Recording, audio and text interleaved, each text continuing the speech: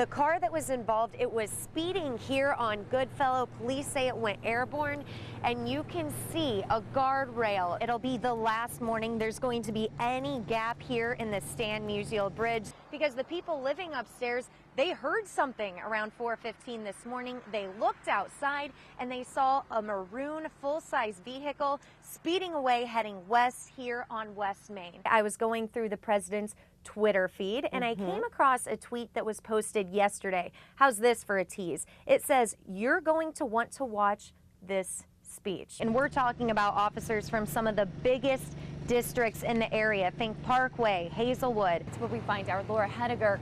Laura, police, what are they telling you? Well, Emily, we know that this is the result of some type of rolling gun battle that started here on Goodfellow, maybe just about a quarter of a mile from where we're standing. The car that was involved, it was speeding here on Goodfellow. Police say it went airborne, and you can see a guardrail very much damaged on that entrance ramp. Police say the car hit a guardrail and a utility pole, ejecting one of the passengers onto the interstate below. That's where that man was pronounced dead. Also found next to the body was an assault rifle. The two other people in the car, both of them were injured, one critically, one suffered only minor injuries. Again, police confirmed this is the result of an earlier altercation that happened about a quarter of a mile away from us. That was close to a gas station on Goodfellow and Natural Bridge. The lieutenant I talked to, he could not confirm who they are looking for or what type of car was used in this. But here's what police say happened. We do know that shots were fired from both vehicles, and according to one of the victims from this vehicle, that the other vehicle was firing shots at them initially, and they returned fire.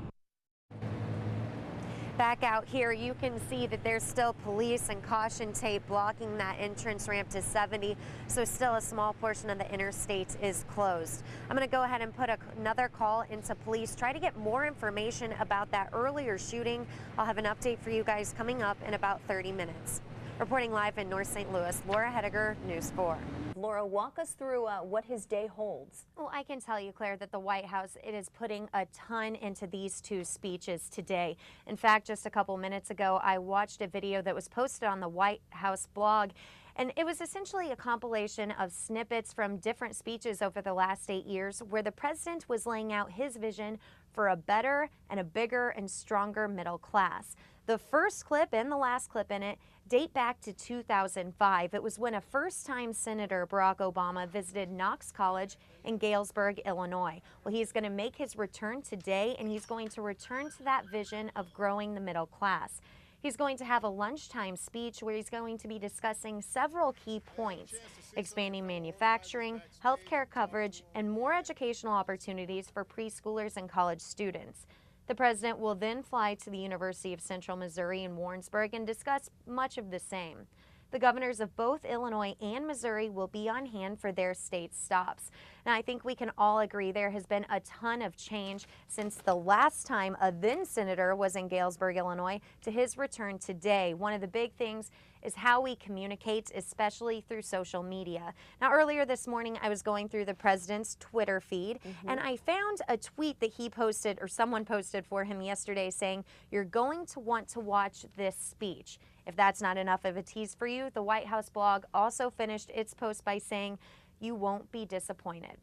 Reporting live, Laura Hettiger, News 4. Andre is totally right. It's been a long process, and now we are just 90 minutes away from Missouri and Illinois being connected. In fact, we see a couple of workers up there already, but you're going to get a much better look at what they're going to be focusing on from the air. So Mark Griffin up in Sky Zoom 4 is helping me out today. He's showing you exactly where those crews will focus their work the next 2 days. Today specifically, workers will put the two edge girders of the bridge in place. They are 10 feet long and 6 feet high. That process, it should take most of today because of the adjustments and necessary ironwork that will be needed. Then tomorrow, crews will put the third and final girder in place. So as you can imagine, very busy 2 days for all the workers on that bridge. But I'm sure many of you at home are just wondering, when is the Stan Musial Veterans Memorial Bridge going to be completed? Well, MoDOT tells us it should be done at the early starts of next year. That's way ahead of the original projection of summer 2014. Of course, if there are any changes or any problems in this, News 4 will let you know. Reporting from the riverfront, Laura Hettiger, News 4.